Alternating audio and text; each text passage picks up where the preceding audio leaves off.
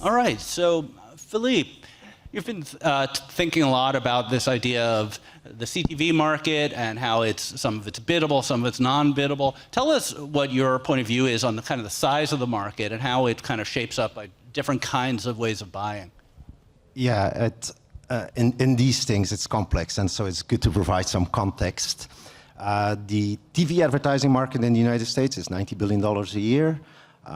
The split between streaming and linear is equal when it relates to viewership, but with respect to ad dollars, it's not. So it's still about $60 billion in linear. The remaining $30 billion is streaming. So that's kind of like part one, where we often think it's the reverse, or we tell ourselves it's the reverse, and it's not.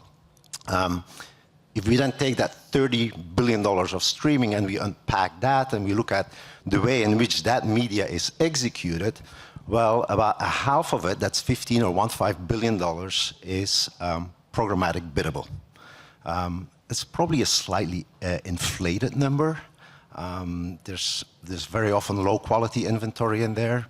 In open biddable, there might be fraud. So it's a little bit less than that. That is also kind of the market in which the traditional DSPs like the Trade Desk will operate.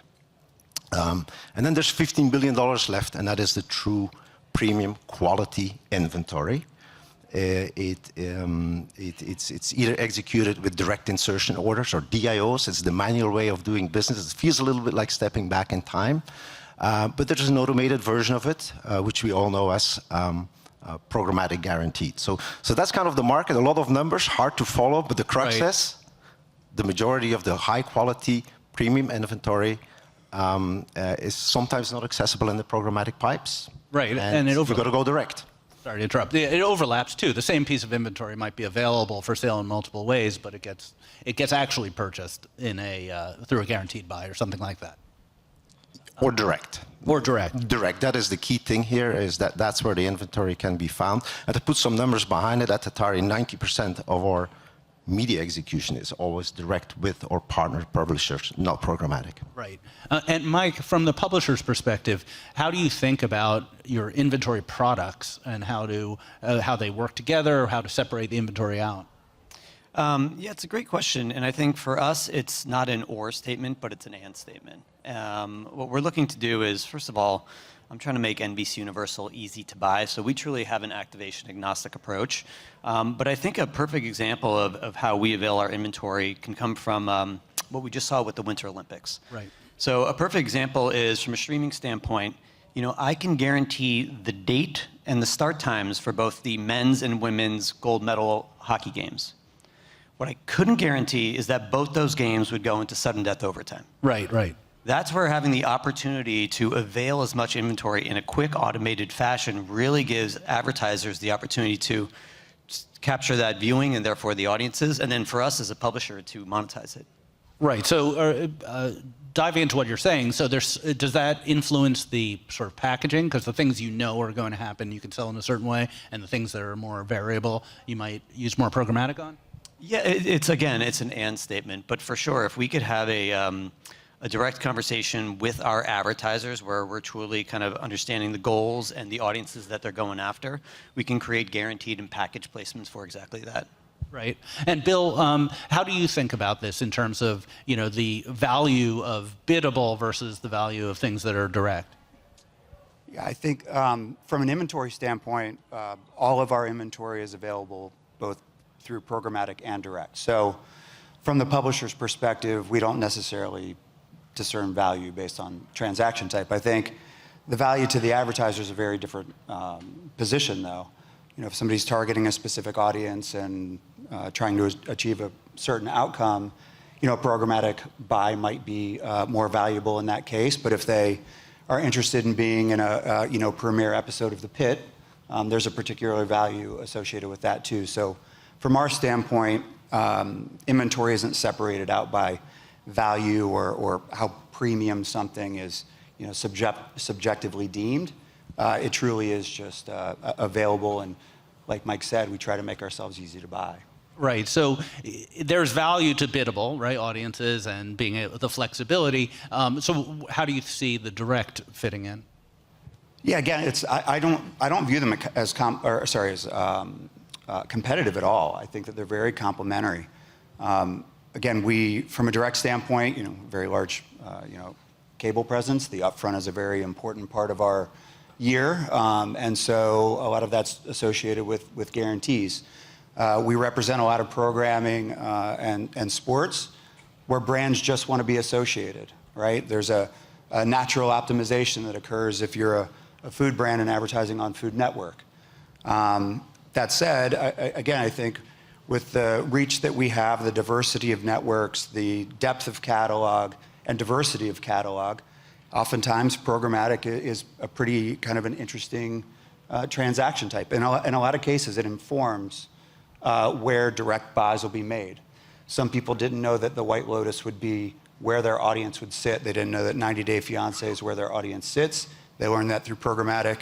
That actually translates into more direct buys. Right, that makes sense. And so let's flip it. What are the benefits of the direct side? What are you seeing the advertisers and agencies asking for? Either one of you can ask.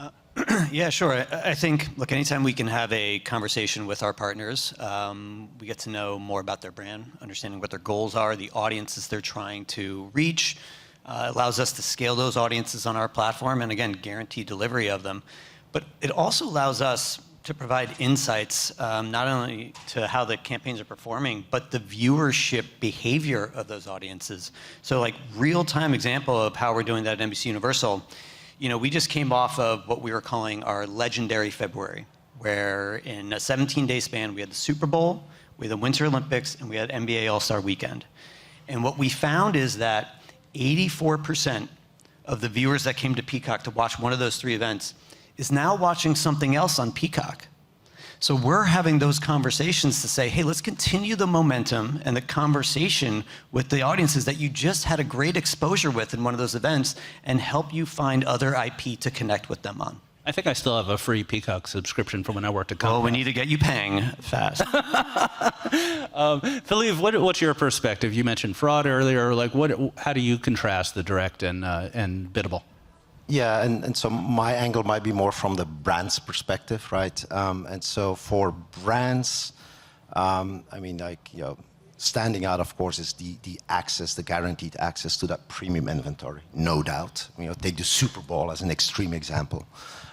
The other one, straight up, when buying direct outside the programmatic pipes, then there is no DSP and its fees involved, no SSPs, no other fees, no fees on fees, no fees. All media is put to work, and that matters. Yes, there's brand safety, zero chance of fraud, but the one thing I would bring up, and it's a little harder to explain, but ultimately the power of TV, the beauty of TV is to buy reach. Drive awareness at the top of the funnel. I don't mean this in a juxtaposing way, but if you think about programmatic, it's a machine built for targeting using auctions. Right. That just goes kind of against what I've just explained in buying reach. It has a different good purpose. But so for brands who want to buy that mass reach, direct is the way to go, and that matters to them. Right. Also, is inventory visibility part of this? So both of you mentioned very premium brands, but I don't think I can just log onto a DSP and buy the pit, can I? No, and one of the things that does get lost a bit in programmatic is that buyer intent, right? The direct relationship between a brand and a publisher, and the purest way to do that is through a direct relationship, right? Whether that's through an IO, if you're still interested in transacting that way, or through a platform like Upstream. It's something that we really encourage. We think that there is a unique value in associating brands directly with programs, genres of content, or networks.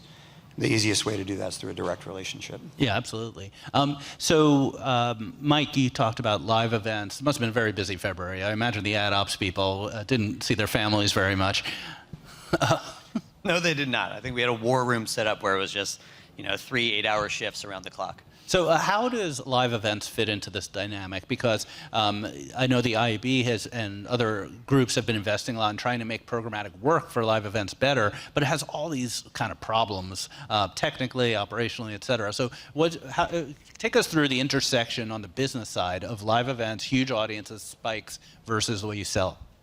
Yeah, well, I mean, I think taking a step back, the way we're programming Peacock, which is a little bit different than some of the other providers out there, is we are focused on huge franchises that are very topical, that have a kind of a nowness feel to them. And we look at that in 3 different pillars. The first is current TV, and that's irrespective of if it's last night's TV the next day or if it's a Peacock original.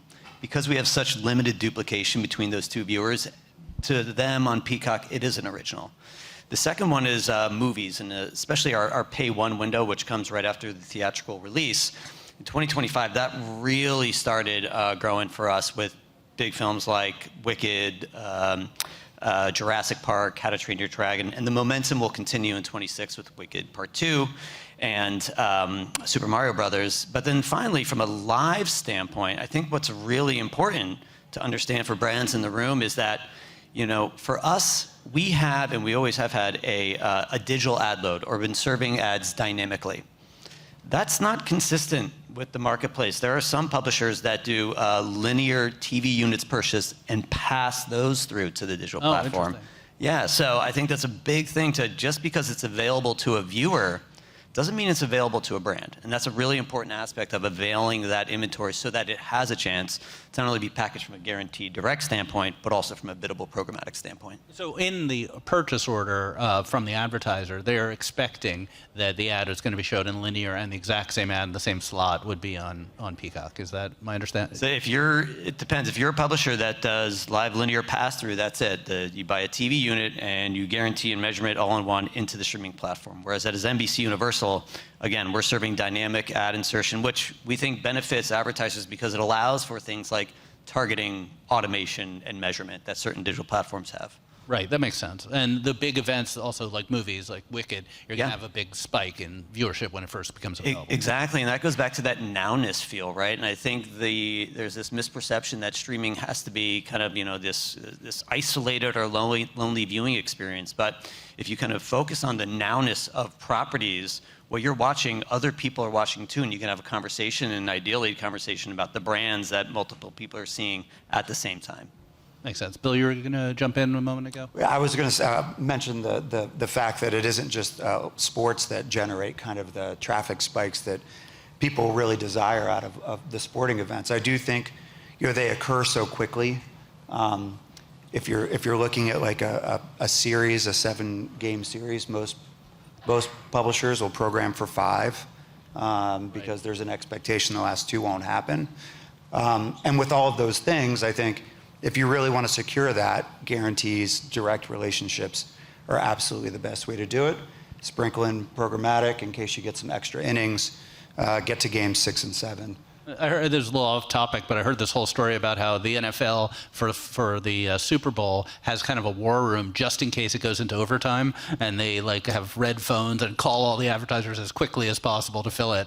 Yeah, I mean, happened a couple years ago. We had a plan in place, right? Like that would have been a great thing. But again, it goes back to what we saw with the Olympics and like 2 gold medal games going into sudden death overtime. Right, exactly. It's wild though. You'll be rooting against the team. Tie it up. Yeah, let's get to game 7. We'll have brands put in backstop orders. Backstop order. Absolutely, ready to fire. Yeah, they have to get approval from the agency needs to get approval from the brand just in case. This is all set up before. Yeah, exactly. Nothing is left.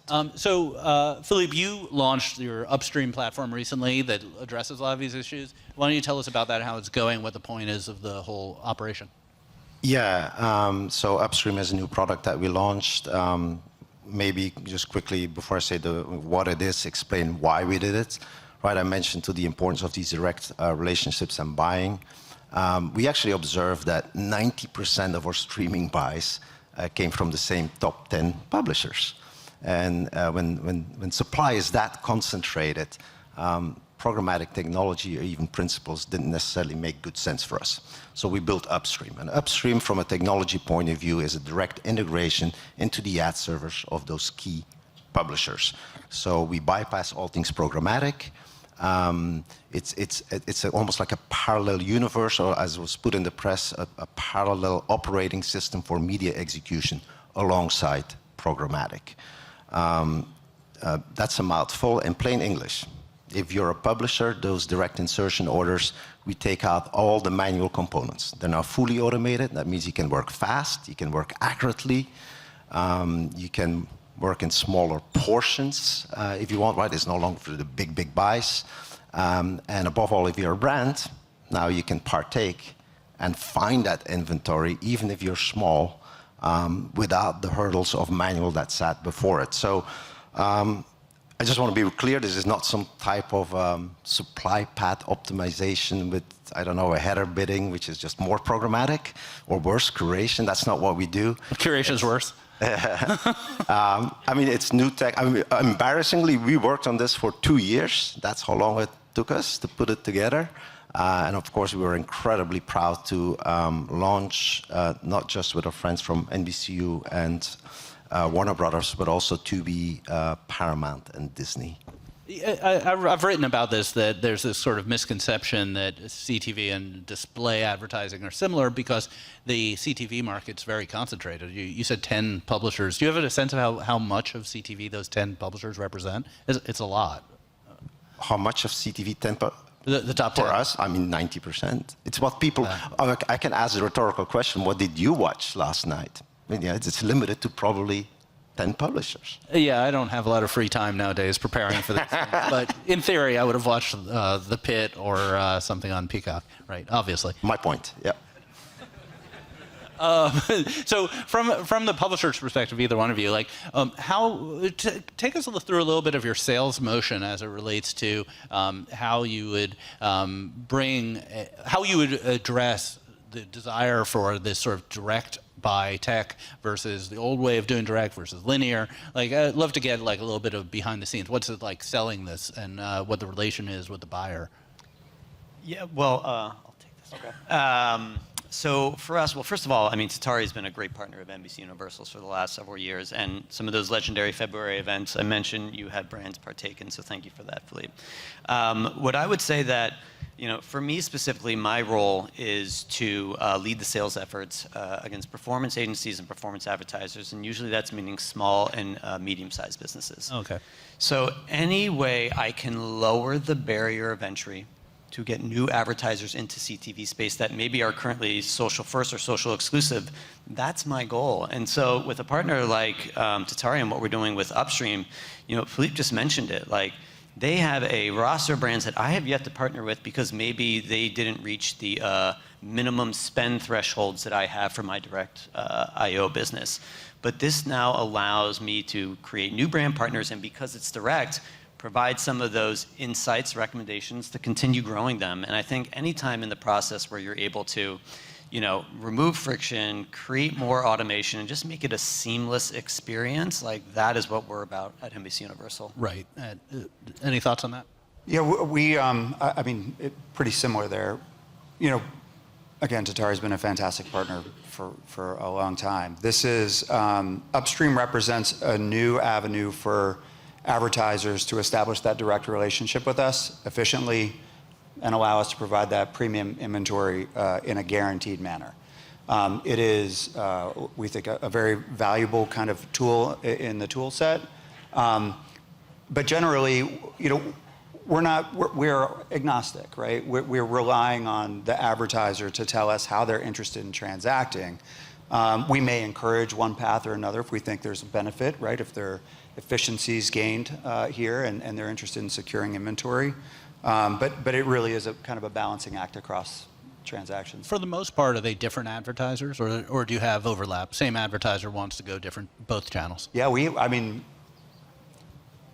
there are very few advertisers that work with us that are only working with us through direct or through programmatic.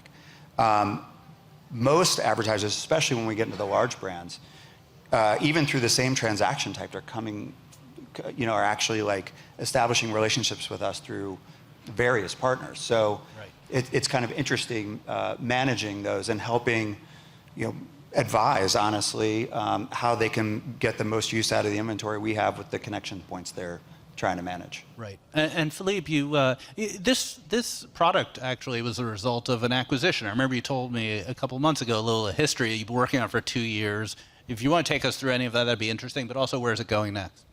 Yeah, indeed, it came from an acquisition. We acquired an SSP, which was kind of fully geared towards CTV, squeaky clean, but always with the intent to build new tech, right? And so, so that was the past.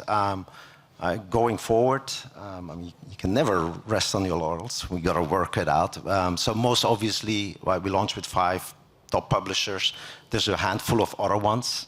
That of course have expressed interest, and we've got to take care of that. That's the most obvious.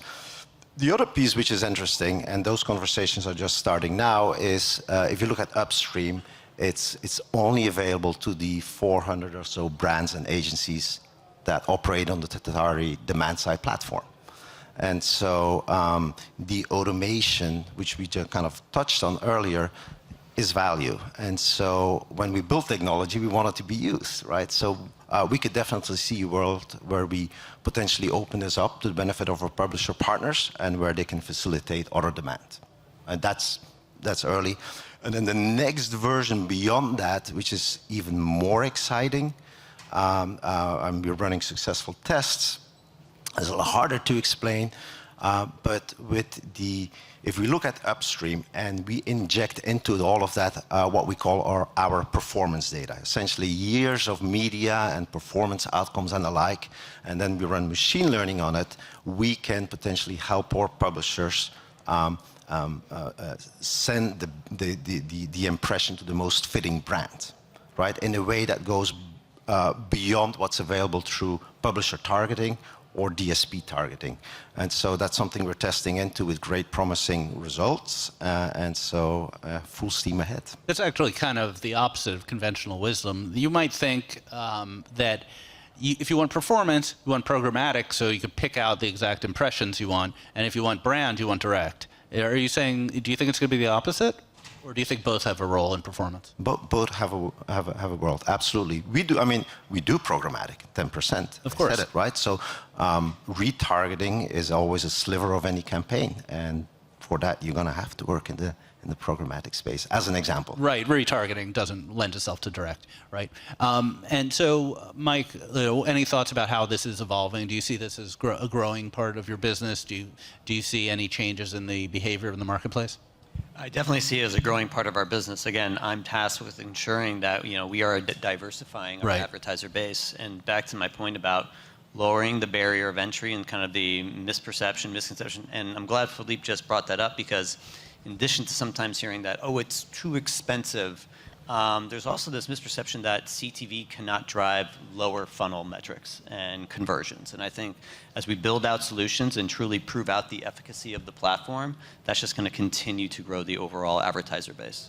And Bill, what are you seeing moving forward? Do you think this is going to become kind of a key part of your sales strategy? Yeah. Look, again, our intention is to continue to establish direct relationships with advertisers, move them out of open exchange kind of buying mindsets into focusing on where value is driven and where they can feel comfortable that their brands are represented. I can't imagine a world where there's not programmatic and direct. Right. The distributions may shift a little bit. The means by which the relationships are established, those might change, but yeah, I think they're both going to continue to work in concert. All right, this is a great conversation. I learned a lot. I want to thank Bill, Mike, and Philippe for joining us. So thank you so much. Give them a round of applause. Thank you.